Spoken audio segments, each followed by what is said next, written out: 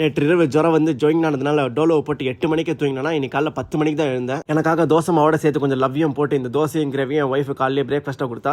அதை சாப்பிட்டு முடிக்கிற டைம்ல விக்ரம்க்கு காலை சிறிய தூக்கம் டைம் வந்துருச்சு. அவன் அப்படியே ஊஞ்சல போட்டு தூங்க வச்சிட்டேன். அண்ட் நீங்க யாரும் கவலைப்படாதீங்க, அவன் இப்படி சுத்தல விட்டா தான் அவனுக்கு ரொம்ப பிடிக்கும். அப்படி அவன் நல்லா தூங்குவான். சார் எழுந்த உடனே அவரோட ஹைட்ரேஷனுக்காக நேராக போய் ஒரு இளநீர் வாங்கி கொடுத்துட்டு வீட்டுக்கு வந்து நான் ஆர்டர் பண்ண ஒரு அமேசான் பேக்கேஜ் ஒன்று வந்துருச்சு. அது என்னன்னா என் காருக்கு ஒரு டேஷ் கேம் ஆர்டர் பண்ணியிருந்தேன். ஏன்னா நான் ரீசெண்டாக நிறைய வீடியோஸ் பார்த்தேன். ஓடுற கார் முன்னாடி சில பேர் வந்து விழுந்துட்டு என் மேல கார் ஏத்துட்டான்னு சொல்லி ஏமாத்தி காசு வாங்கிடுறாங்க.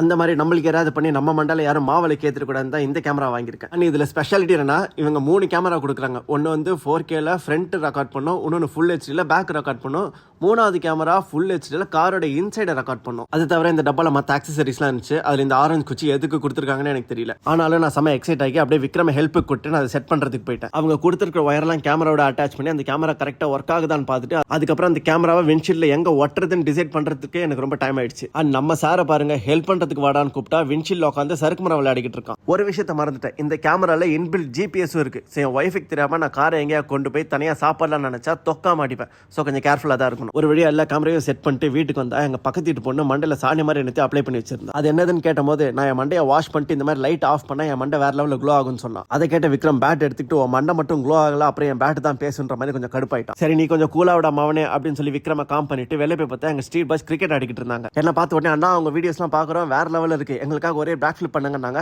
ஸோ அந்த பசங்களுக்காக ஒரு பேக் ஃபிளிப் பண்ணேன். அதை பார்த்து இந்த பசங்க செம்ம குஷி ஆயிட்டாங்க. ஸோ அவ்வளோதான் மக்களே, இப்படிதான் நாள் ஒரு மாதிரி ஹாப்பியாக போச்சு. நீங்களும் ஒரு மாதிரி ஜாலியாக இருங்க. நம்ம நாளைக்கு பார்ப்போம்.